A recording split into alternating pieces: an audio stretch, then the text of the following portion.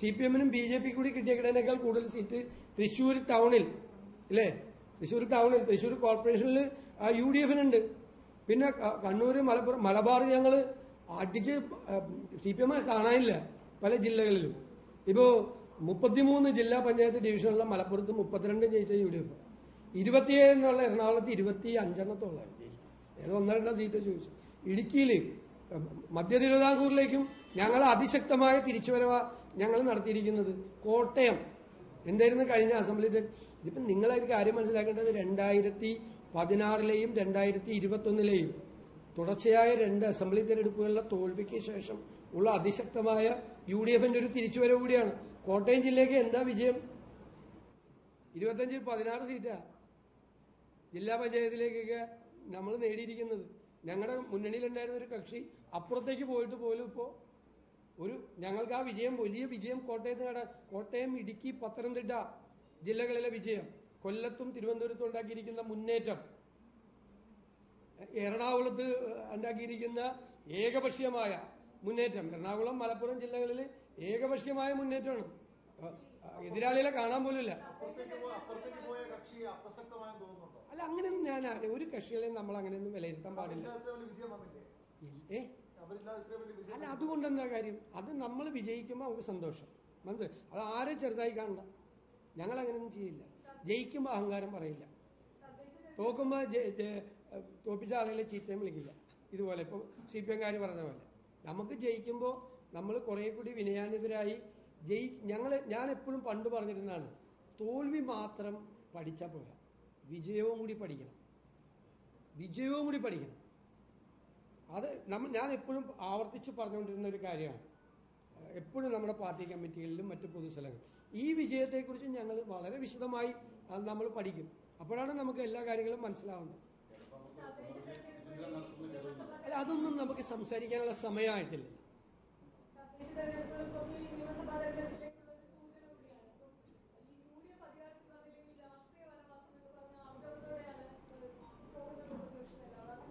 അല്ല, തീർച്ചയായിട്ടും ഞാൻ അതൊക്കെ വാക്ക് പറഞ്ഞതല്ലേ.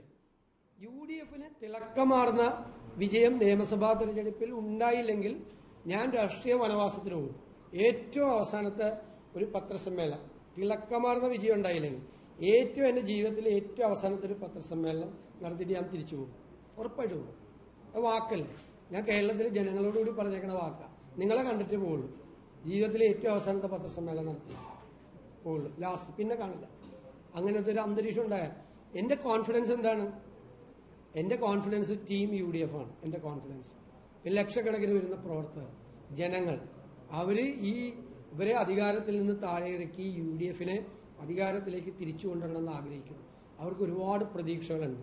ഞങ്ങൾ ആ പ്രതീക്ഷകളെ സാഫല്യത്തിലെത്തിക്കാൻ വേണ്ടിയിട്ടുള്ള ഹോംവർക്കിലാണ് ഞങ്ങൾ. എവിടെയെല്ലാം LDF പരാജയപ്പെട്ടോ അവിടെയെല്ലാം ഞങ്ങൾ വിജയിക്കും എന്നുള്ള കോൺഫിഡൻസ്. സമ്പദ് വ്യവസ്ഥ അവർ തകർത്തു, അത് ഞങ്ങൾ നേരെയാക്കാനുള്ള ഓൾട്ടർനേറ്റീവ് പ്രോജക്റ്റ് ഞങ്ങൾക്കുണ്ട്.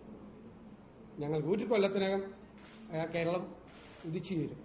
2 ആരോഗ്യ രംഗത്ത്, വിദ്യാഭ്യാസ രംഗത്ത്, കാർഷിക രംഗത്ത്, പട്ടികജാതി പട്ടിക വികസന രംഗത്ത്, തീരപ്രദേശത്തിന്റെ സംഘടനകളുടെ കാര്യത്തിൽ, പശ്ചിമഘട്ട മലനിരകളിലെ കർഷകരുടെ കാര്യത്തിൽ, കാർഷിക പ്രശ്നങ്ങളിൽ ഉൾപ്പെടെയുള്ള എല്ലാ കാര്യങ്ങളിലും കൃത്യമായ ബദൽ പദ്ധതികൾ കേരളത്തിൽ ഒരു വലിയ ചേഞ്ച് ഉണ്ടാക്കുന്നു. എല്ലാ വികസന പ്രവർത്തനങ്ങളിലും ക്ഷേമ പ്രവർത്തനങ്ങളിലും അക്കൗണ്ടബിലിറ്റി ഉണ്ടാക്കുന്നു. അടിസ്ഥാനപരമായ മാറ്റം ഈ സംസ്ഥാനത്തിനുണ്ടാകുന്നു. സംസ്ഥാനത്തെ കുതിച്ചുചാട്ടത്തിന് പ്രേരണയാകുന്ന ഒരു കാര്യം ഞങ്ങൾ ജനുവരിയിൽ അവതരിപ്പിക്കും. ജനങ്ങളുടെ മുമ്പാകെ അവതരിപ്പിക്കും. ചെയ്യാൻ പറ്റാവുന്ന കാര്യങ്ങൾ മാത്രം. അതിന്റെ ഹോംവർക്ക് UDF തുടങ്ങിയിട്ട് 1 വർഷത്തോളമായി നന്നായി ചെയ്തു പോകുന്നുണ്ട് എല്ലാ വിഭാഗങ്ങളിലും ആളുകളെ.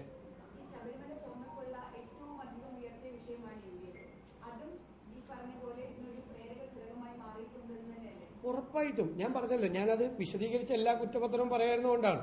ഗവൺമെന്റിനെതിരായിട്ട് ഞങ്ങൾ അവതരിപ്പിച്ച കുറ്റപത്രത്തിലെ ഏറ്റവും പ്രധാനപ്പെട്ട ഘടകം ശബരിമലയിലെ സ്വർണ്ണക്കൊള്ളയാണ്. അത് ശബരിമല ഭക്തരെ മാത്രമല്ല, മൊത്തം ജനങ്ങളെ മുഴുവൻ അമ്പരപ്പിച്ചു. കാരണം 2 മുതിർന്ന നേതാക്കൾ, മുഖ്യമന്ത്രിയുമായി ഏറ്റവും അടുത്ത ബന്ധമുള്ള 2 മുതിർന്ന നേതാക്കൾ, 2 മുൻ ദേവസ്വം ബോർഡ് പ്രസിഡന്റുമാർ അയ്യപ്പന്റെ സ്വർണം കവർന്നതിന് ജയിലിൽ കിടന്നിട്ട് അവർക്കെതിരായി നടപടിയെടുക്കാൻ പോലും ധൈര്യമില്ലാത്ത പാർട്ടിയാ CPM. അവർക്ക് കൊടപിടിച്ചു കൊടുക്കുകയായിരുന്നു ഗവൺമെന്റ്. തീർച്ചയായും ഞങ്ങൾ ജനങ്ങളുടെ മുന്നിൽ അത് അവതരിപ്പിച്ചിട്ടുണ്ട്. BJP അതിൽ നിന്ന് ഒളിച്ചോടി. ഇവർ തമ്മിലുള്ള അവിഹിതമായ ബന്ധം കൊണ്ടാണ് BJP അതിൽ നിന്ന് ഒളിച്ചോടിയത്. ശബരിമല വിഷയം അവര് ഉയർത്താതെ, ശബരിമല ഒരു വിഷയമല്ലെന്നാണ് BJP നേതാക്കൾ പറഞ്ഞു. ഒരു വിഷയമല്ലെന്ന് പറഞ്ഞത്. ഞങ്ങൾ പറഞ്ഞ വിഷയമാണെന്ന് പറഞ്ഞു. വിഷയമായിരുന്നു. ഞങ്ങൾ എല്ലായിടത്തും പറഞ്ഞു.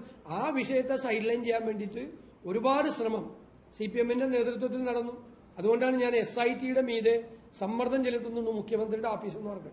ഇലക്ഷൻ വരെ ചില ആളുകളെ ചോദ്യം ചെയ്യുന്നതും അറസ്റ്റൊക്കെ മാറ്റിവെക്കാൻ വേണ്ടി.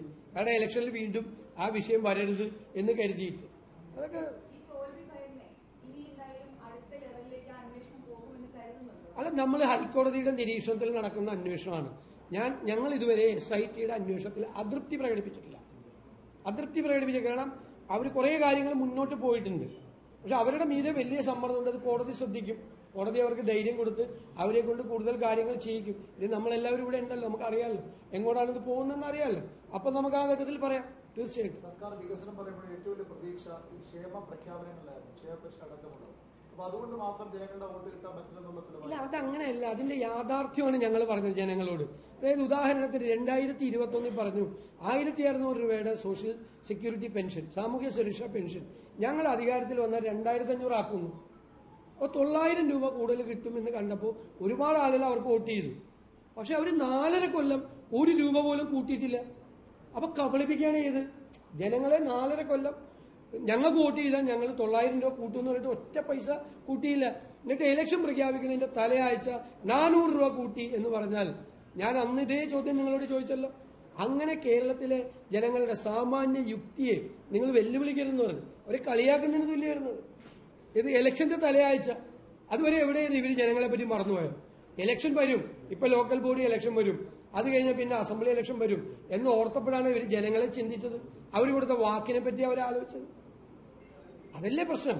അത് ആളുകൾക്ക് മനസ്സിലാവും. ഇപ്പൊ എന്തിനാ പ്രഖ്യാപിച്ച് 4.5 കൊല്ലം എന്തുകൊണ്ട് പ്രഖ്യാപിച്ചില്ല എന്ന് ചിന്തിക്കാനുള്ള സാമാന്യ ബുദ്ധി അവരെ അണ്ടർ എസ്റ്റിമേറ്റ് ചെയ്യരുത് മലയാളികളെ. അപ്പൊ ശരി.